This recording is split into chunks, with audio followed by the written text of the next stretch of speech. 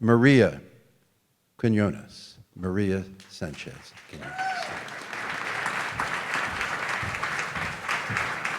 Ms. Quiñones Sánchez, it's good to see you.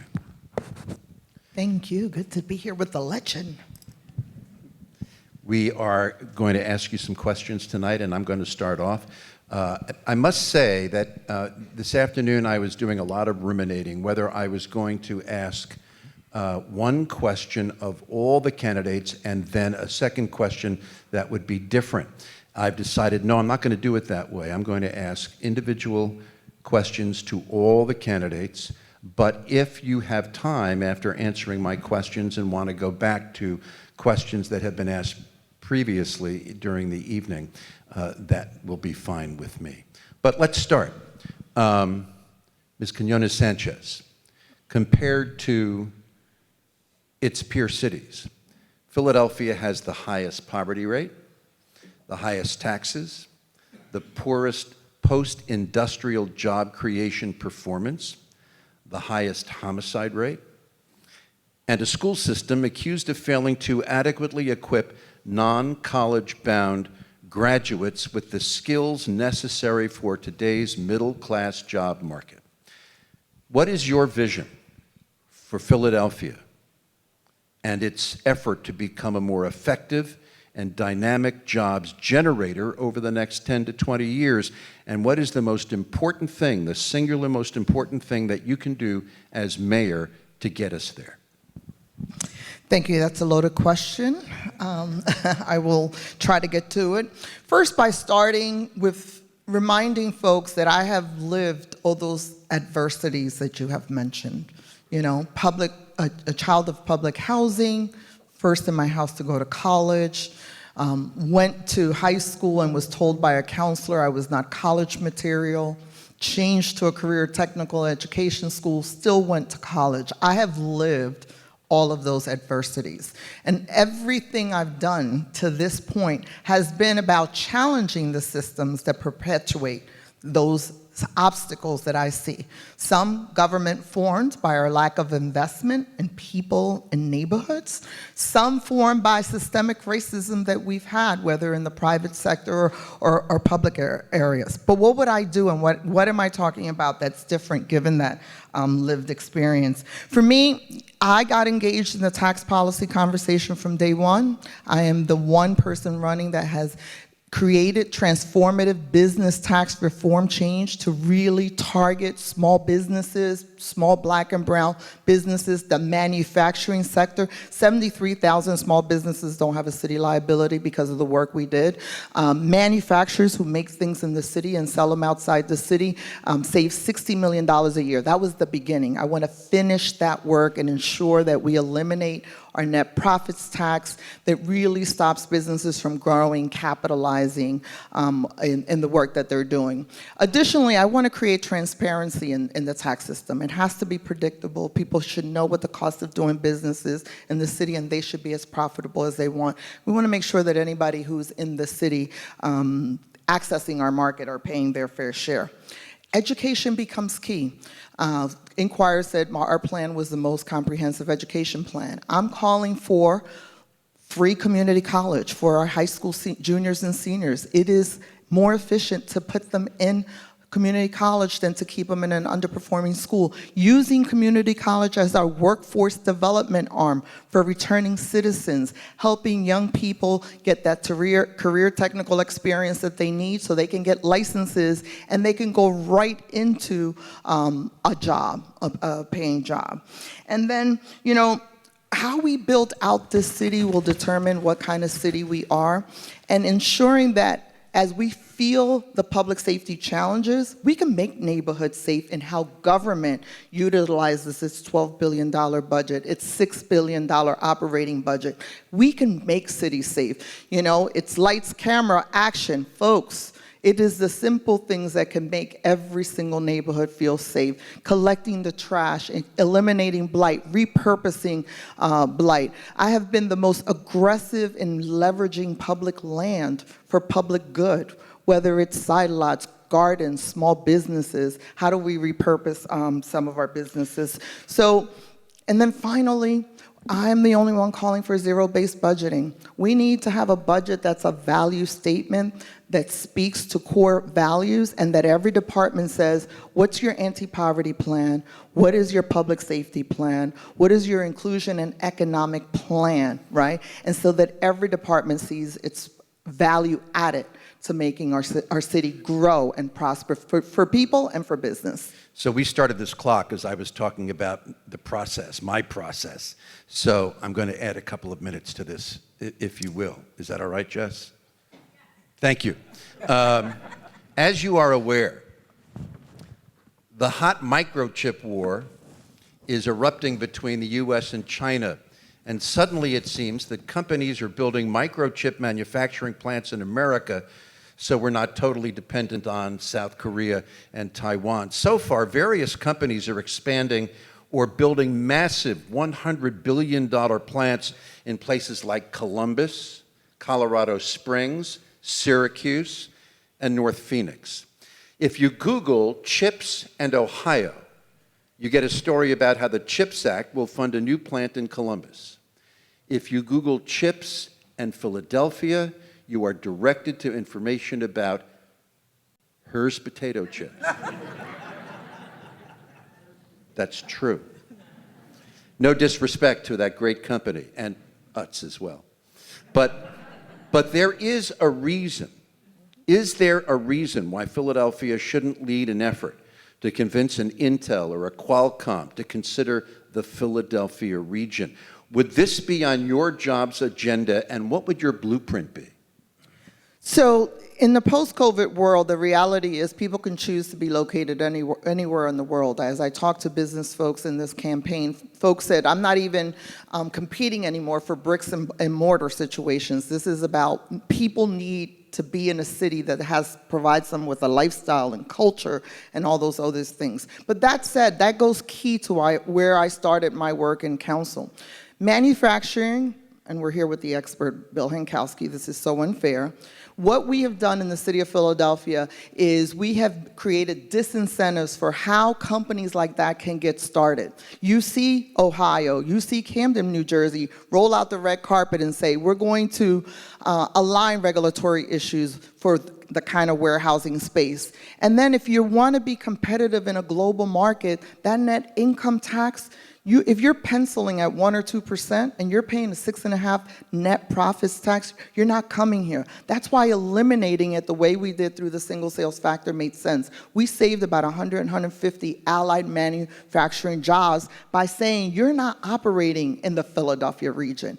We are a day's drive from 75% of the population with an international airport. We have to think very big, but they need regulatory alignment and they need predictability. Thank you so much. Della Clark. Hi, Maria. Hello. Yes, you can relax. I'm not going to ask you questions like Jim did. I was more nervous because he's a legend, you know. My mom's going to see this. So I know that in some of our previous engagements, you've talked about commercial corridors. You just mentioned it a few minutes ago. And so as we look at the city of Philadelphia and our public safety issue, my personal belief is that some of our commercial corridors are incubators of criminal activity.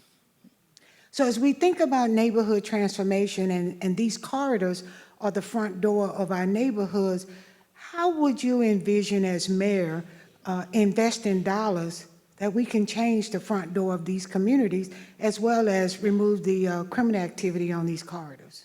Yeah, no, the next mayor gets to build out the city over the next 10 years. And if we're going to say that we're open for commerce all over the cities, these commercial corridors are lifelines for people. People, when we talk about walkable neighborhoods, commercial corridors become key. Again, I go back to the lights, camera, action. We have 4 different departments running camera programs. I have called on a CCTV London style. You can't get in a cab with somebody without somebody saying you're being recorded. That is key. Lighting, LED lighting, branding.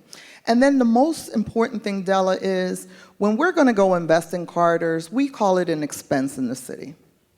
We got to change that mentality. We are investing in infrastructure and then human capital. And what would I do? Direct grants for businesses willing to locate right? As we're transforming these neighborhoods, the here and now, right? With an emphasis to black and brown businesses. What is it that we need? The coffee shop, the flower shop. What is it that completes a neighborhood feel around its walkability, dining, all of those options? And if you're willing to locate in one of these neighborhoods, and then branding them. When we bring conventions downtown, we should be taking them all over. I was talking to a restaurateur the other day, and I asked him, what's your favorite restaurant? And he told me Tio Pepe on Castor Avenue. I almost jumped out of my seat. We have those. We need to uplift them, right? And we need to make sure we share them. But branding neighborhoods for culture, language, style, food, I think it's going to be key to transforming neighborhoods. As a follow-on question, one of the things that we have determined is that many of the buildings that are located on the corridor are not owned by the operator of the business that's in it, right? And so, you know, if you own your own building, you're going to go out in the morning and sweep trash. You're going to pick up. If a window's broken, you're going to get it repaired. But when you don't own your building, those things do not occur. As mayor, what would you do to make sure that businesses on these corridors own their building so that they would care for it? And my second follow-on question is around grants. One of the things I'm on a mission to do is change some of the narrative here in Philadelphia, right? So when I put the word grant in front of an entrepreneur, a for-profit business, it projects a subsidy. When I think what I'd like to see us project is investment capital. So how can we combine ownership on these corridors with investment capital to be able to change the narrative in our city? So that's really important, because one of the tax reform initiatives I did was on use and occupancy tax, which is one of those little taxes that if you're a small operator, you're paying, right? And how do we transform those so they become owners? It's an investment in capital for them to buy their buildings, right? If you're located in a corridor where we want you to stand, just like we're doing first-time home ownership opportunities and saying we want increased home ownership, we should be doing the same for small businesses, particularly small businesses that provide opportunities. Look, we still have businesses all over the city where people live upstairs. That's what you want. That's what's going to make a corridor clean. When I used to represent town L stops, you get on the L, every second, third floor is vacant because we don't have a strategy. We need to create a strategy that says you want to live and work in this environment. I'm not Jim, so I can't add 2 more minutes on. But my question is around city procurement, right? So as you know, having headed up appropriations for council, the minority and diverse founders are not getting 25 to 35%.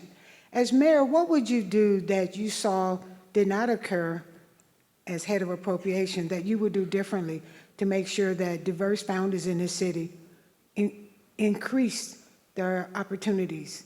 I hosted many hearings. In fact, Rebecca was CAO at many of those hearings when we were looking at the procurement process that I believe the fix is always in.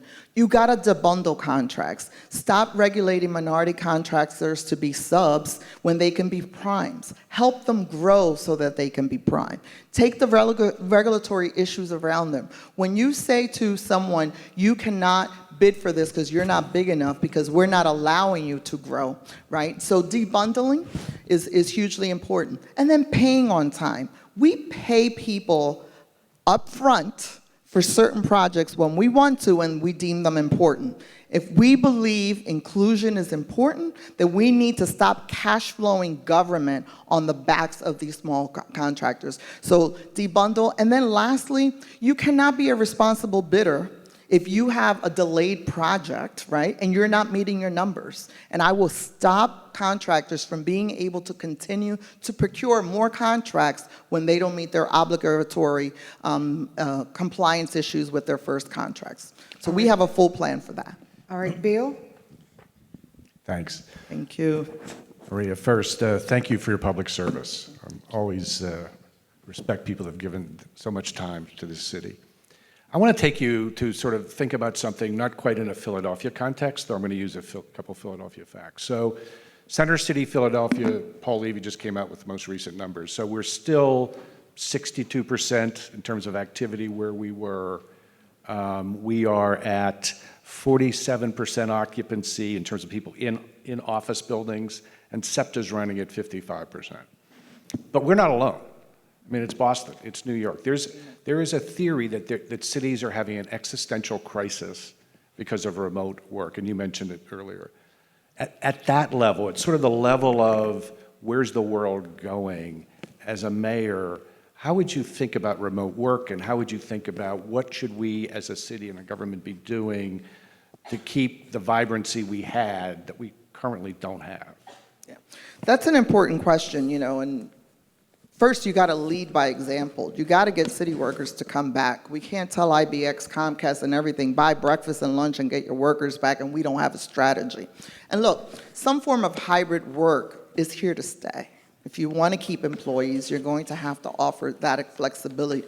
But leading by example is hugely important, and saying, this is the policy, let's get folks down here. But the reality is that we're going to have to do more conversions from commercial to residential. There's no way people start renewing their licenses in Class A, Class B space, right, and don't see themselves, cutting down on some of their space. So what does a more robust residential community offer in Center City, if not for the cultural, the tourism, all of those other things, right? It's the lifestyle that we have to sell. So yes, safety is important, right? We don't have I talk about the camera program because it boggles my mind that we don't have a camera program in the city of Philadelphia that makes people in the center core, that makes them safe. And then SEPTA. We got to clean SEPTA. I represented 10 L-stops.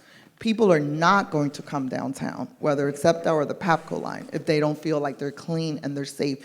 And that is not only SEPTA's job. The city really has to work with SEPTA with what it is allowed with COVID. So we're going to have to offer incentives. I'm a great believer in mixed income housing. I believe we're going to have to create a bucket of incentives for developers to do the conversions. We're going to have to look at everything. Everything we've done from bonus to some of the abatement, extend some of the preservation abatement. People do new build versus preservation because preservation is not predictable. So in the conversion process, we have an opportunity to create a tool. And then we need to leverage some of the financing pieces around what we're going to do. But this is a 10-year plan now. Washington, D.C. has just embarked in one where they've said, we want people back, and what are we willing to do with it? Public transit is huge, and a toolbox of incentives is going to be key. That's great, thanks. Let's talk about government. You know it so well. So I'm just interested from your perspective, if you're a business person, the experience, whether it's getting a permit, getting a construction permit, literally getting the right to close a sidewalk, doing all of that is very long, very unpredictable, and therefore puts you at great peril with a business that are often just at the edge. So as a mayor, what do you want to do to make the government effective for a business person, whether they're in Roxborough or in the 5th District or whether they're downtown? Yeah, it's very important. I encourage people to go to mariaforphilly.com because I think we have also the most extensive plan in this space. When COVID hit, the real estate market was at a standstill. Planning Commission wasn't up, the zoning board wasn't up, CDR wasn't up, and the building community called me. And in 6 weeks, we had everything up, right? Because I knew that, hey, COVID is happening, this is the time we need them building, and everybody was trying to beat the abatement deadline. So I demonstrated that I was able to pull government together. And what I saw there was people pulling at different directions. Permitting is about public safety.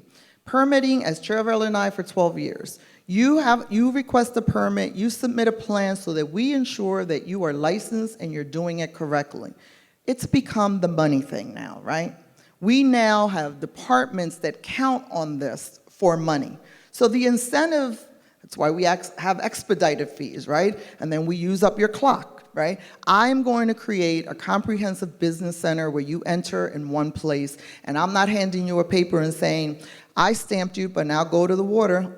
Water stamps you, but now go We're not going to have that. If you're a barbershop, we know what your track is. If you're building a housing, we know what your track is. Whatever you're building, it's one track. Even the health department, who has its own permitting and has created this 150 steps to open up a food restaurant. They're operating off of a memo understanding from our permitting. One permitting, water, streets, L&I, health department. You have predictability. You're going to have a time period by which it gets done because this isn't complicated, right? And what we've done is we've computerized bad systems that only tell us quicker. We still have really bad processes. I'm going to call on moderator prerogatives here for a second. You guys were talking about commercial corridors. If you go to 52nd Street, you will find that the vast majority of those businesses are owned by white people. And in fact, Philadelphia has the lowest rate of black-owned businesses of its peer cities, Boston, Washington, New York. How do you change that as mayor of Philadelphia? Well, just like we were talking about first-time homeowners, we're going to have to provide grant and subsidies, and sometimes loan capacity using PIDC and other models. You know, PIDC now has a very robust program.